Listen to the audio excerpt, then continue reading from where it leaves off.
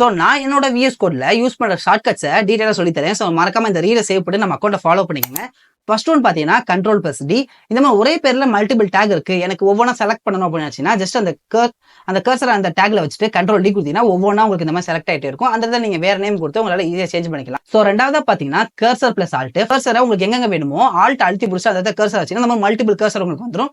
அப்புறம் நீங்க class name கொடுத்தீங்கன்னா ரெண்டு இடத்துலயும் உங்களுக்கு வந்து ஒரே இது கொடுத்துக்கலாம். ஸோ மூணாவதா பார்த்தீங்கன்னா Alt+Up+Down. ஃபார் எக்ஸாம்பிள் இந்த ஹெட்டர் 3 எனக்கு மேல கொண்டு போகணும் அப்படின்னா ஜஸ்ட் அந்த லைன்ல கர்சரை வச்சுட்டு ஆல்ட் அப் கொடுத்தா எனக்கு மேல போயிடும்.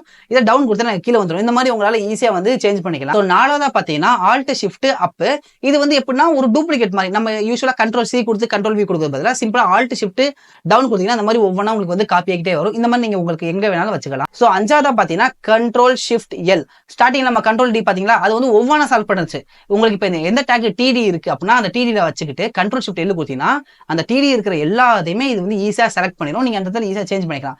ஸோ இந்த மாதிரியான மோர் யூஸ்ஃபுல் ஷார்ட்கட்ஸ்க்கு நம்ம அக்கௌண்ட் ஃபாலோ பண்ணிக்கோங்க. மறக்காம ஃபாலோ பண்ணிக்கலாம்.